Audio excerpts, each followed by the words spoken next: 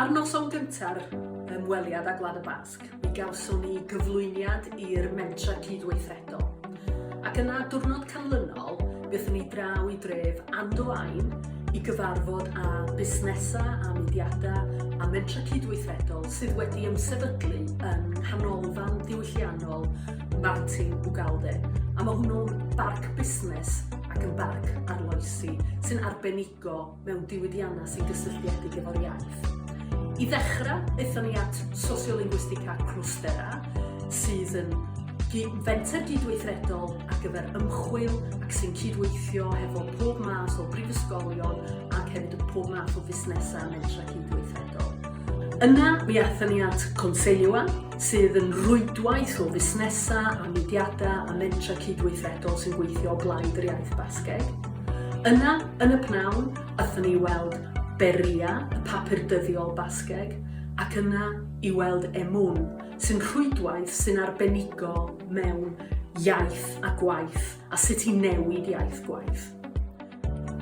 I fi, un o'r pethau pwysica ynglyn â mynd I wlad arall ydy nid yn unig gweld beth sy'n digwydd yn y fan a'r lle yn y cyd-destun hynna, ond hefyd bod rhywun yn gallu edrych ar ei sefyllfa nhw'i hunan adra drwy lens chydig bach yn wahanol, a bod ni'n gallu gweld ar adegau bod yna rai pethau da ni'n ei cymryd yn gwbl ganiataol, da ni'n meddwl na fel na mae'r byd yn gweithio, na dyna'r unig ffordd o wneud pethau.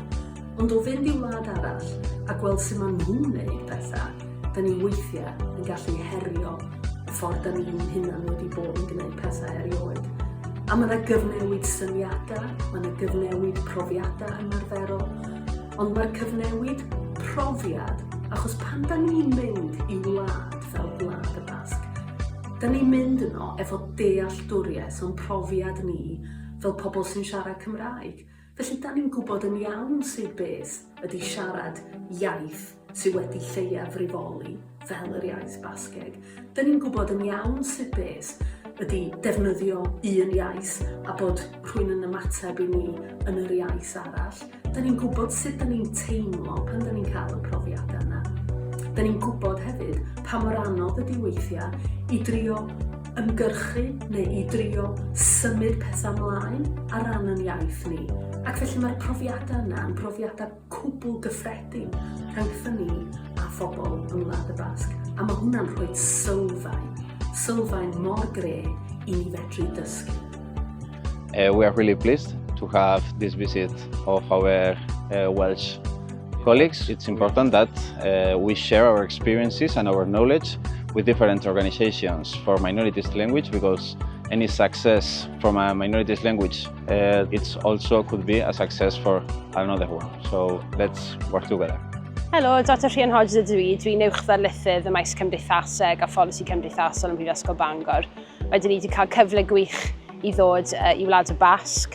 Dyn ni wedi bod yn Donostia, a nawr fel chi'n gallu gweld yn Bilbao.